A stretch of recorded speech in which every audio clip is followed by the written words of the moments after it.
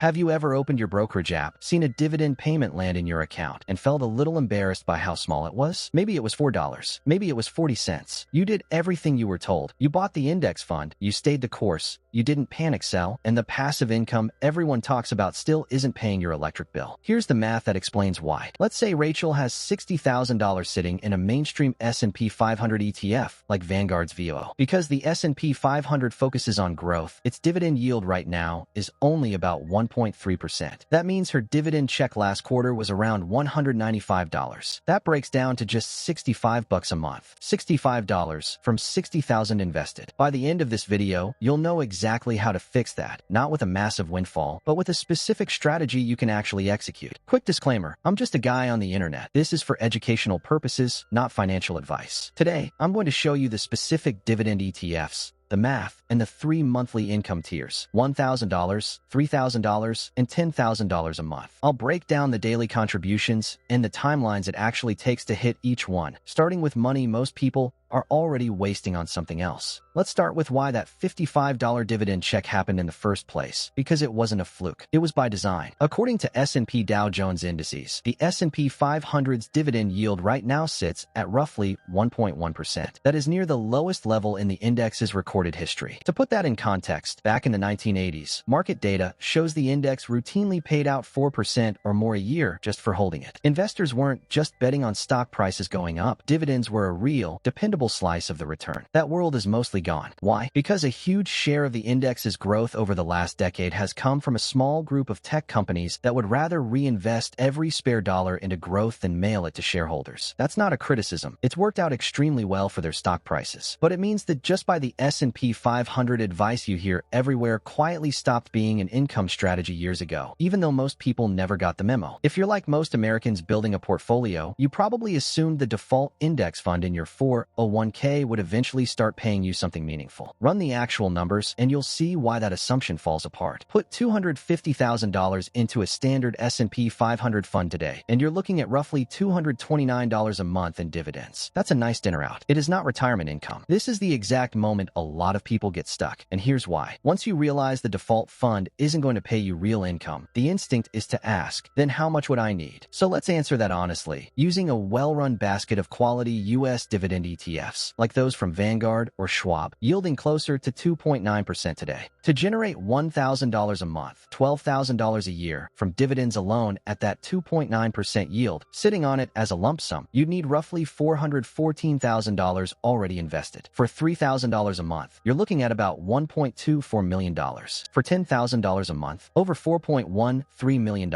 And remember, unless you're doing this inside a tax-advantaged account like a Roth IRA, the IRS is going to take a cut of that, meaning you'd need even more. Read those numbers again. Almost nobody starts with $4 million. Almost nobody starts with $414,000 either. If your plan for dividend income requires a lump sum like that just to get in the door, it's not really a plan, it's a wish. So here's the actual question this video answers. If you don't have the lump sum, and most people watching this don't, how do you still end up with $1,000? $3,000, or even $10,000 a month in dividend income? The answer isn't a hot stock tip or some option strategy. It's time, combined with a mechanism most people set up and then completely ignore: DRIP, or dividend reinvestment. Here's a small example that shows exactly how that mechanism compounds, using real numbers instead of a hypothetical. Say you put $1,500 into a dividend ETF trading at $25 a share, yielding 4%. That buys you exactly 60 shares. Those 60 shares generate $60 in dividends over the first year, $1 per share. Instead of taking that $60 as cash, you set up a DRIP, a dividend reinvestment plan. Assuming the share price stays flat at $25, just to keep our math simple, that $60 automatically buys you 2.4 more shares. You're now sitting on 62.4 shares without adding a single new dollar of your own money. Now assume the fund's per share dividend grows a modest 8% a year, which, based on Morningstar data, is a very realistic long-term average for a well-run U.S. dividend growth ETF. Year 2, your dividend per share rises to $1.08. Your 62.4 shares generate $67.40. Reinvest that, and you pick up a another 2.7 shares. You're at 65.1 shares. Year 3, the per share dividend climbs to $1.17. Your 65.1 shares now generate $75.90. Reinvest again, add roughly 3 more shares. You're at 68.1 shares. Notice what happened here. Aside from paying standard IRS taxes on those dividends, which you can completely legally avoid if you do this inside a Roth IRA, you didn't add a dime of your own money after the original $1,500. Yet, your dividend income still grew by more than 26% in just 3 years, purely from the combination of a growing dividend and a growing share count feeding each other. That loop, running for decades instead of 3 years, is the entire engine behind the numbers you're about to see. But before we plug daily dollar amounts into that engine, you need to know what you're actually buying, because not every dividend ETF deserves to be in this portfolio, and picking the wrong one is where most people quietly sabotage themselves. If you are logging into your Robinhood or Schwab account, sorting a stock screener by highest yield, and buying whatever is at the top, you are stepping into a trap. Here's the problem. A stock or ETF yielding 9% or 10% usually isn't paying that much because the company is feeling generous. It's yielding that much because the share price has recently collapsed. A shrinking business with a struggling stock can look like a phenomenal income investment right up until the board cuts the dividend, and your income collapses along with it. Wall Street calls that the yield trap, and it quietly wrecks more American dividend portfolios than an actual market crash. The second mistake I see is ignoring the cost. Every ETF charges an expense ratio, a management fee taken out every single year. It sounds small. A fund charging 0.5% versus a low-cost Vanguard fund charging 0.05% doesn't feel dramatic in year 1. But according to SEC data, if you run that gap over 30 years of compounding and reinvested dividends, that tiny difference will quietly consume tens of thousands of dollars of your wealth. Money you never see because it never got the chance to compound. The third mistake is just pure impatience. This happens constantly. An investor checks their account after year 3, sees a dividend income number that still looks embarrassingly small, and quits. I need to be direct with you. The reinvestment loop looks totally unimpressive for the first few years. But the compounding is happening in the background. It just isn't highly visible yet. If you want to know how to actually screen for safe, growing dividends that won't trap you, hit subscribe and check out the video on screen right now. So how do you actually avoid the yield trap and build something durable? Most Americans don't know this, but you only need 3 filters applied strictly to every candidate fund. Filter 1 is cost. According to Morningstar data, for a broad U.S. dividend ETF, you want an expense ratio of 0.1% or lower. Anything higher is just Wall Street skimming your compounding. International or specialty funds can justify slightly more, but not much more. Filter 2 is what the fund actually screens for. You want funds built around dividend growth and quality. We are looking for companies with rising payouts and safe dividend payout ratios, meaning they actually have the cash flow to cover the check. We are not looking for funds built purely around chasing the highest yield on the board today. Filter 3 is the track record. A fund needs real history through at least one full market cycle, ideally a decade or more. You want to see proof that the dividend holds up during an American recession, not just when the Fed is printing money in a bull market. Only a handful of funds pass all 3 filters, and I've narrowed it down to 4. Together, they tell a specific, complementary story about where sustainable dividend income actually comes from. Let's walk through the playbook, and then we'll get to the math that actually matters. The exact dollar amount you need to invest per day to reach $1,000, $3,000, or a massive $10,000 a month in passive income. If you are building a dividend portfolio right now, ignoring international stocks is a massive risk.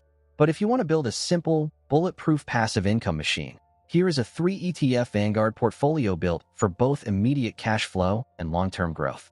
Just remember, this is for educational purposes, not financial advice.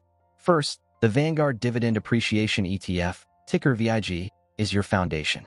According to Vanguard's latest data, it tracks a basket of large U.S. companies with a history of consistently raising their dividends, holding heavyweights like Broadcom, Apple, Microsoft, and JP Morgan Chase.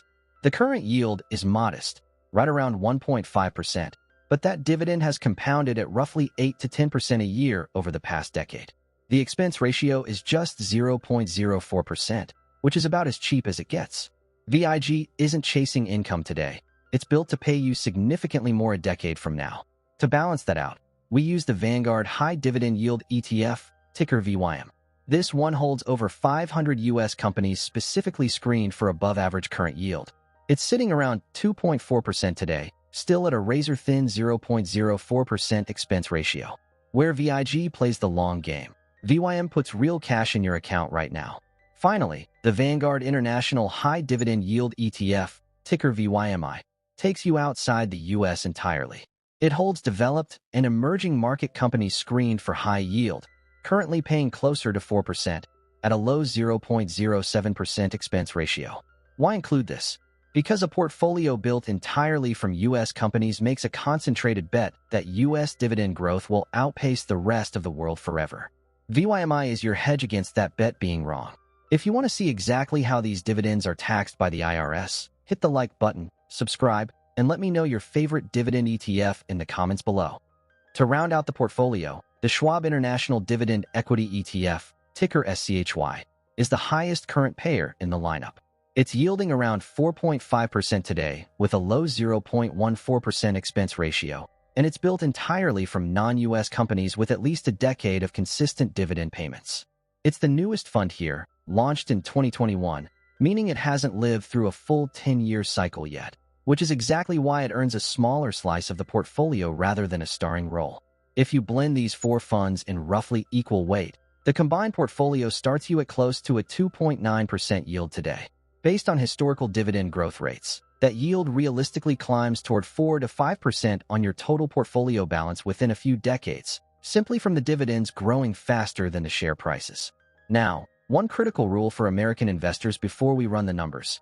Everything here assumes you're investing inside a Roth IRA. Under IRS rules, this means your dividends and growth compound completely tax-free. That is the difference between keeping every dollar the portfolio generates and handing a chunk of it back to the government every single year. Just remember, I'm not a financial advisor, and all investments carry risk. Now, the part you've been waiting for. Let's look at 2 monthly income outcomes. Same 4 funds, same 30-year runway, same dividend reinvestment engine, assuming historical average market returns. Tier 1, $1,000 a month in retirement. To get there, your daily commitment today is just $5, roughly the cost of a mid-size coffee. Invested every day into this portfolio for 30 years, with dividends automatically reinvested, the projected outcome is a portfolio worth approximately $260,800. At that point, with the portfolio yielding roughly 4.9% on its massive new balance, the projected dividend income is $12,780 a year. That's $1,065 a month, for life, without selling a single share. You'd have personally contributed $54,750 across those 30 years. The other roughly $206,000 came entirely from market growth and compounding. And yes, $5 a day easily fits under the IRS Roth IRA contribution limits. Tier 2, $3,000 a month. Triple the daily contribution to $14. Call it a fast casual lunch.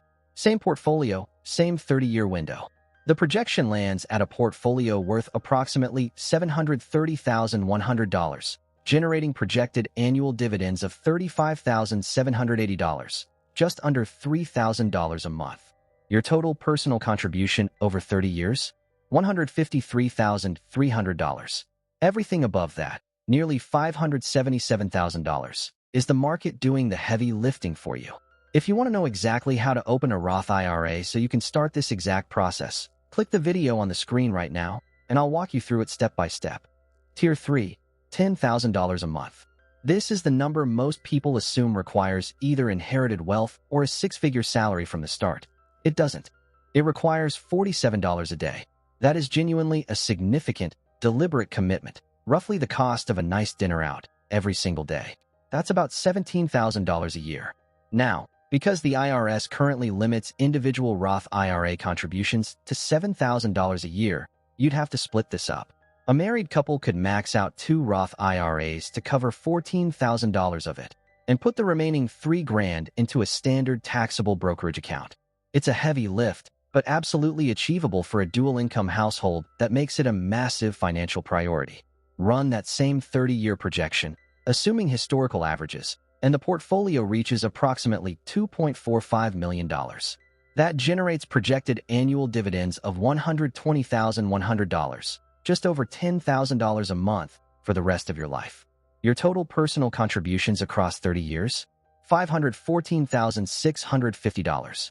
The remaining $1.94 million came entirely from decades of price growth and dividends reinvesting into more shares that pay more dividends, that buy more shares. Look at what actually drives each of these outcomes.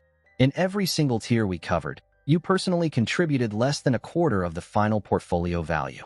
The rest was time and compounding, doing exactly what compounding does when you stop interrupting it. But you have to notice something else. In the first 10 years of every single tier, the dividend income looks almost insulting. Tier 1 pays you about $84 a month after a decade. Tier 3, even at $47 a day, only pays around $790 a month after 10 years, nowhere near the eventual $10,000 target. This is precisely the stretch where most Americans quit. They log into their brokerage, they look at the screen, and they feel like it isn't working. It is working. It just needs the years you haven't given it yet. If this breakdown changed how you look at investing, hit the subscribe button right now. Let me know in the comments below, are you aiming for Tier 1, Tier 2, or Tier 3? And if you want to know exactly which brokerages are the best for setting up this exact automatic loop, click the video on the screen right now. I'll see you over there. You do not need $418,000 sitting in a brokerage account today to eventually collect $1,000 a month in dividends. And you do not need $4.18 million to collect $10,000 a month.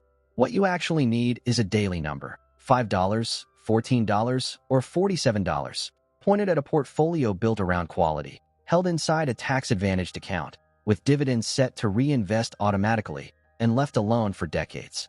Here's exactly how to execute this today. First, pick your tier honestly based on what you can commit to consistently. A realistic $5 a day that you stick with for 3 decades will mathematically outperform an ambitious $47 a day that you abandon after 8 months every single time. Consistency beats intensity. Second, open a Roth IRA. That is the U.S. account built specifically for tax-free, multi-decade dividend compounding.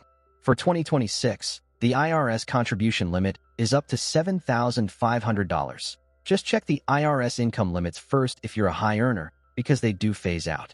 Third, and just a reminder, I'm not a financial advisor, so do your own research. When you select your funds, run every candidate through 3 strict filters. Number 1, an expense ratio under roughly 0.1% for U.S. funds.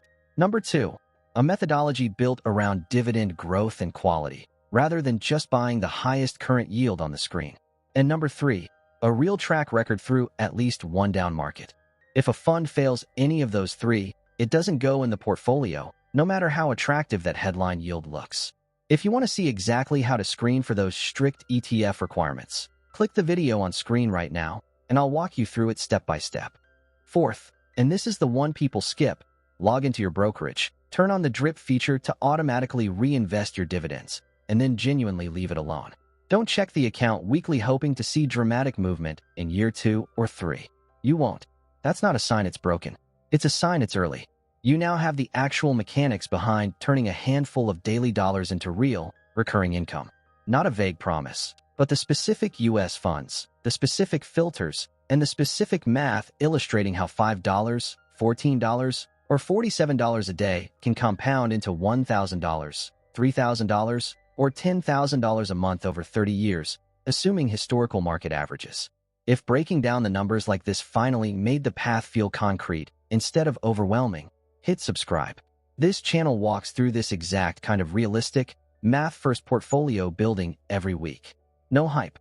No get rich by 30 nonsense. Just the actual numbers. Right now, drop a comment with which tier you're committing to. $5, $14, or $47 a day. Seeing what other normal people are committing to is genuinely one of the best ways to stay honest about your own number 3 years from now, when the account still looks small and the temptation to quit is the highest. You've seen the math. You've seen the filters. You've seen what each tier costs per day and what it can pay per month 30 years out. The only variable left is whether you start today or start next year. And every year you wait is a year of compounding you never get back.